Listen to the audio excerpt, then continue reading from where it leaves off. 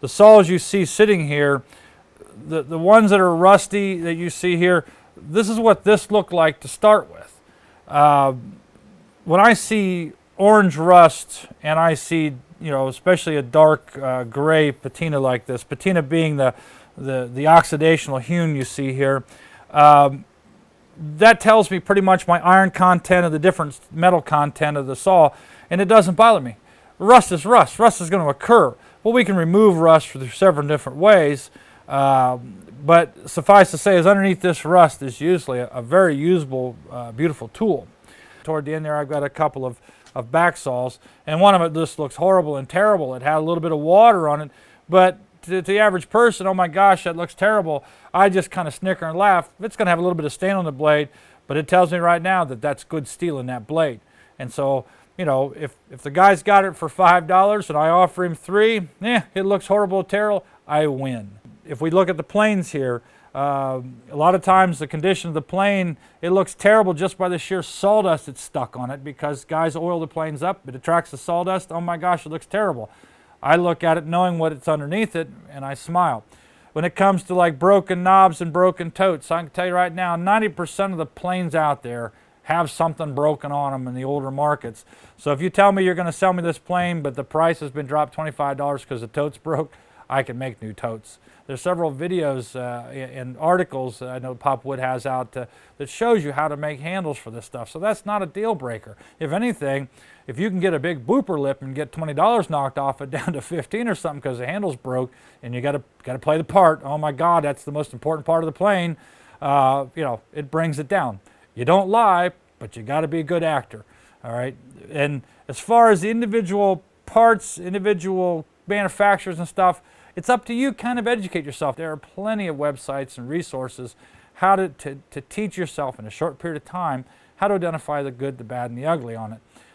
Next to it's a plane that pretty much looked like this when we started. All the tools we have here started out as horrible and terrible. You know, the stuff that looks really nice to you, it started out this way when we started. We have this example that we brought up here. I'm going to move some stuff out of the way. We found a flea market down in Kentucky. We left the label and it was $2. It's an absolute horrible abomination of a tool that somebody was, I guess, trying to get their money out of it. It doesn't have a tote, doesn't have a knob. It actually has two different blades on it. One from a wood-bodied plane, another one from a regular plane here. But it was really nice. They got a rubber grommet holding it all together. And for $2, it was worth the teaching tool. We're probably going to leave the price sticker on this because it was a trophy find that we had there. But if you don't educate yourself, you're going to buy this and think you got something. So spend a little bit of time. This plane here came in the shop not too long ago, and it was just, it looked like it had been dipped in some sort of acid. And in a matter of about an hour, hour and a half, we had it back up running and it was shaving at a thousandth. You know, it isn't hard to fettle up tools. This plane here, we were actually at an Ohio tool collectors meeting not too long ago, and it's what they call a parts plane. The cap came from another, this is a Model 65 Stanley block plane. The cap is not original to this plane. It came from a 65, but it came from a 65 with a broken sole. The knob was from another plane. So all these parts came together and produced this plane. Now, if I take this and show you an original 65, it's hard to tell the difference. So this one here was $20. This one here on the market probably runs $85 to $100 on eBay. They're really exact same plane. The difference is I know this was changed around. When this plane was made in Stanley, they just reached in a bin of cap and put it on. They reached into a bin and put a knob on. They did this after it was sold. So it's not impossible to come up with these tools. Now, to the collectors, a parts plane is just horrible and terrible. To you and I, it shaves a thousandth of an inch at $80 less than anybody else would pay for it. So it works. This is what you're looking for. These braces here, the same way. The wood's pretty dry. Linseed oil, different oils bring it back to life. It's good. The bow here is a little rough with some rust. It's going to be a little bit of pitting. View it as grip. All right.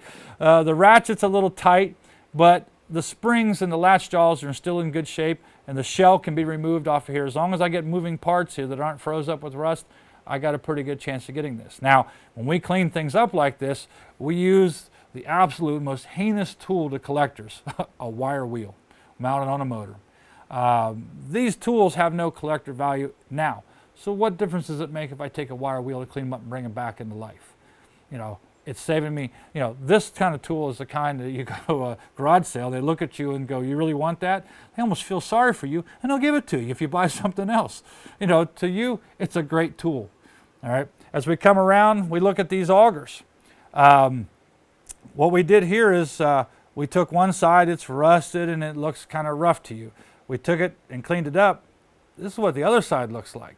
Once again, this is a beautiful auger that, because a little bit of rust, a little bit of cobwebs, a little bit of dirt, maybe even a little bit of mud on it because it was a rainy day on a garage sale, and we paid $1/4 for something that easily, you go on to the different websites, you're going to pay about $5 a piece for this type of auger. Talking about marking gauges, you know, once again, the tool collectors will freak out, but if you pick up a pen that they use for some of the artwork or some of the drafting and put the scale back on this, the tool becomes useful again.